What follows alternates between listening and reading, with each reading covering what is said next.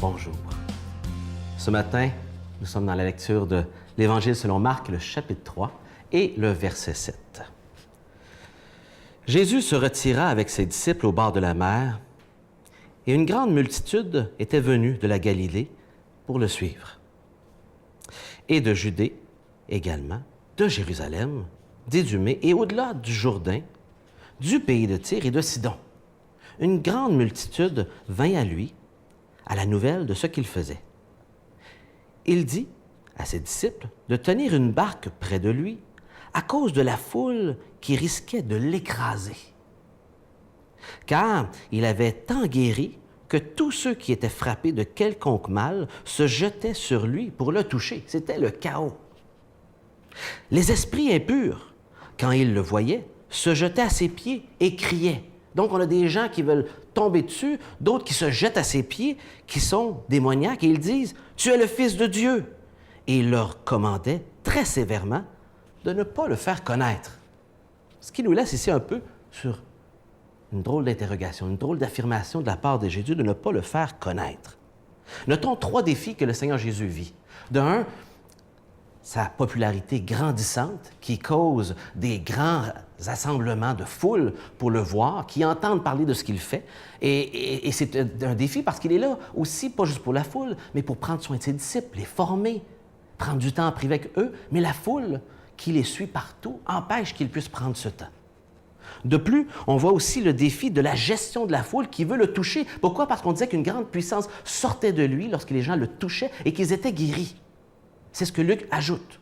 Et donc, les gens voulaient le toucher et ça causait le chaos total pour toucher Jésus. Les gens voulaient cette guérison.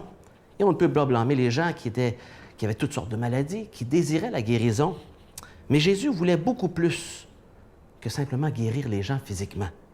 Et on peut lire cela, l'apôtre Pierre a écrit dans sa petite épître ces quelques paroles dans le chapitre 2, verset 24, où il dit « Lui qui, dans son propre corps, a porté nos péchés sur le bois, afin que, morts à nos péchés, nous vivions par la justice, lui dont les meurtrissures nous ont guéris. » Et ici, il ne parle pas de guérison physique avant tout, mais de guérison spirituelle. Jésus sait que le défi n'est pas de guérir les gens. Il le fait, il peut le faire, mais la guérison du cœur.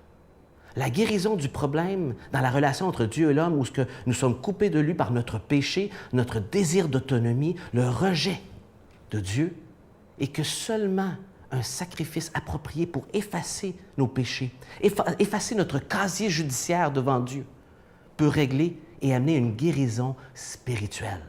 Beaucoup de gens ont rencontré Jésus et vécu la guérison physique et pourtant n'avaient pas vécu, comme l'histoire par exemple des 10 lépreux. Peu ont connu Jésus après et vécu la guérison spirituelle. Pas seulement physique, celle qui continue, pas celle qui est temporaire.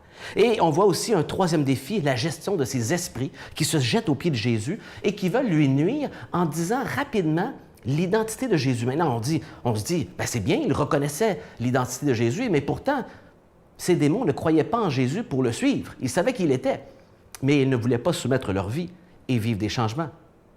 Et ils le faisaient pour nuire au ministère de Jésus. Ils voulaient nourrir cette foule qui cherchait le Messie, mais un Messie sauveur des politiques et religieux qui allait les délivrer des Romains, ce qui n'était pas du tout la raison d'être de Jésus. Et dont l'Évangile, selon Matthieu, le chapitre 12, les versets 17 à 21, nous explique aux Juifs pourquoi Jésus voulait les taire et pourquoi il ne voulait pas dévoiler son identité immédiatement. Mais ces esprits-là veulent nuire au ministère de Jésus parce que l'enjeu est important, il est de taille. C'est le sacrifice qui va permettre aux êtres humains d'être pardonnés. Et ils veulent tout faire pour empêcher Jésus d'arriver là et qu'il puisse avoir les autorités à dos. Ils veulent tout faire, ces esprits, pour empêcher que Jésus ait l'impact permanent dans la vie de l'être humain, pas juste au moment de son vécu ici sur terre. Et donc, quel défi pour Jésus?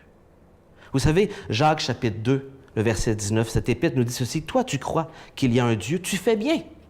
Les démons le croient aussi, et ils tremblent. » Ce qu'il est en train de dire, c'est que ce n'est pas juste de savoir ou de croire que Jésus est le Fils de Dieu qui est important, de placer notre confiance totale en lui. Parce que les démons aussi savent son autorité, et pourtant ne changent pas et ne le suivent pas.